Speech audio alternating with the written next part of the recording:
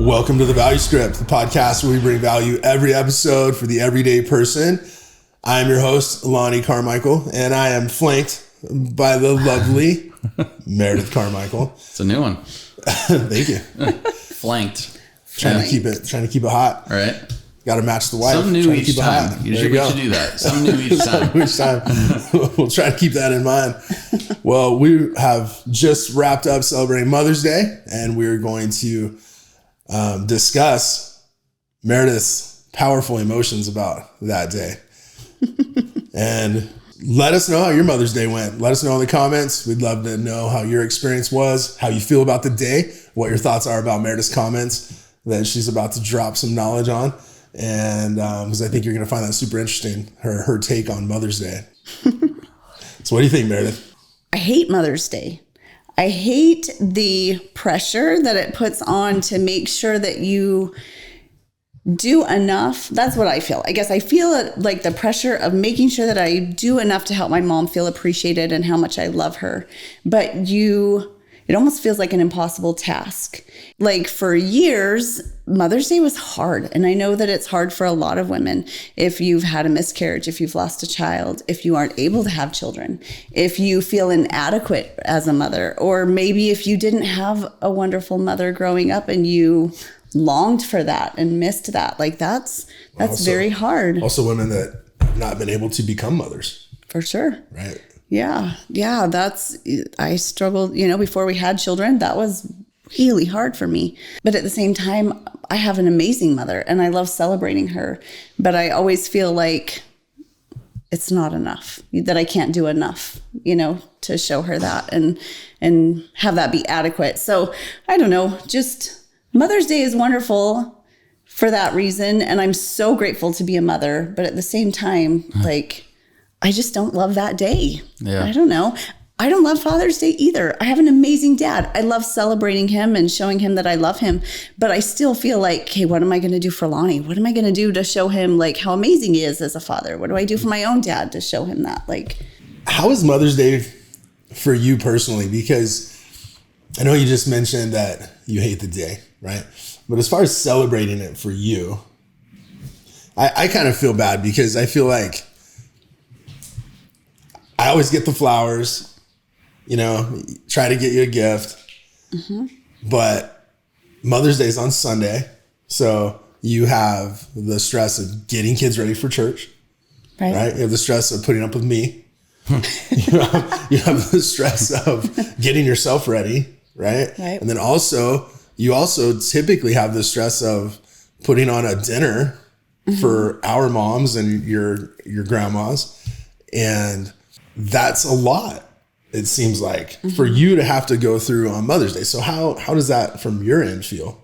Because looking back and thinking about this coming Sunday, I feel as though I don't contribute enough, but I don't necessarily know what to change. Right. So here's like best case scenario, do nothing. Like nothing, honestly. Like I do nothing, or you want to do nothing? We all do nothing. Okay. I just want to be clear. I don't want to be like, I didn't do enough. No. It's honestly like as a mom, you do so much, and like I'm so busy all the time. Like I just want to sit in my pajamas and eat cereal or leftovers, or like just literally nothing. Like it's not stressful. You take a nap if you want to. And honestly, like I know my mom well enough to know that is exactly what she wants too. But for some reason, the commercialized aspect of it makes us feel like we've got to do this big production, which is nice. It is nice and it's appreciated, and everybody loves it when you do something big. But I don't know, maybe some moms don't feel that way, because there's some moms that I think would feel bad if they didn't have a nice dinner or something to be celebrated. But just from my perspective, like we are so go all the time. I just want to sit in my pajamas and I don't need a big dinner. I don't need a big anything. I just want to be with those that I love and do nothing. I was just say, what if your husband and your army of kids were more assertive and better at taking care of and pampering you that day? Would you still want us to make a nice dinner for you? Would you want me to barbecue? Honestly, throw something in the smoker, or is that still? Honestly, no. Like I don't, because it just feels like I don't know. I just feel guilty that I'm not there helping. That that I should be doing something, because it's a lot of work to do now that. You know what to do on Sunday, right? That's nothing. That's nothing. awesome. Like nothing. Does that include not going to church? Yes. All right. I wish that. Oh man. But then you have the obligation of like, the kids always sing in church on Mother's Day, which is so cute, and you love it and you want to be there for that too. Right. It's just a lot. I don't know. So we used to do like the whole dinner, lunch, like, throughout the day, all for my mom. And then we started doing this tradition about like, my mom's very big on her like outdoor decor and landscaping and the plants and stuff. So every Mother's Day, we go in the morning to a nursery and pick out all her spring plants for her, like, and like all of us pitch in and we like set up the new hanging plants, all the new planters and stuff. So we do all the spring like decorating for all her like floral stuff. That's awesome. For every Mother's Day. No dinner, no nothing, anything like that. She just wants her spring plants and then just relax the rest of the day. That's perfect. Yeah. See, relax. That's good. That's really good. I remember growing up, good idea. My mom, she would say, when we'd ask, what do you want for Mother's Day? Mm-hmm. She started telling us, I want you to make sure that you guys don't make me cry this Mother's Day.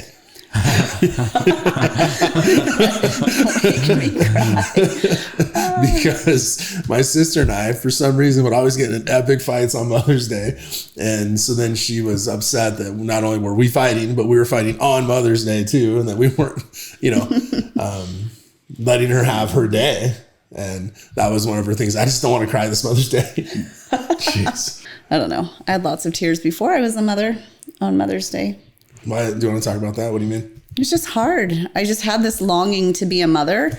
I don't know why. It's really interesting to me, because even shortly after we got married, like for some reason, it was just really important to me. And I just felt like I've got these babies that need to be here. And I don't know why. I wish that I would have gone to counseling at that time and kind of worked through that. I think it would have been helpful, because when you're young and married, you need that time to be able to focus on each other and just grow your relationship and be a husband and wife without the responsibility of kids. But I was so, like, I had this innate desire that was so strong. So you mentioned going to counseling. Do you feel that that yearning for children was one of the reasons it was so strong so early, due to,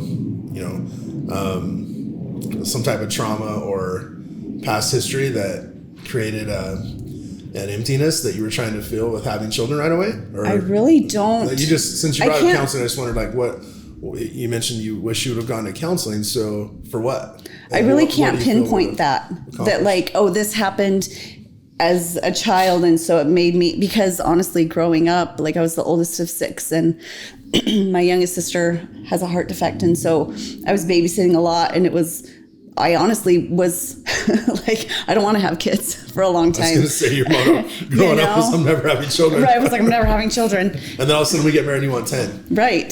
I don't know. That was a real number, by the way. 10. It really was. Really? Yeah. Oh, absolutely. I was like, I wanted a big family, and I was like, 10. There was nothing before that. It was just the day that after was the number. Right away. Yeah. I don't know. Interesting, right? The day after Thanksgiving, 1998, I was driving a tractor, and I just gotten home from my mission. I was working for my dad on the farm to save money to, for college and starting a life. Right. And I was like, and Meredith happened to be fairly prominent in my life at that time. And she was at the airport when I came home. She was at Thanksgiving dinner the next day. And so I was like, hey, man, the jets are flying over today.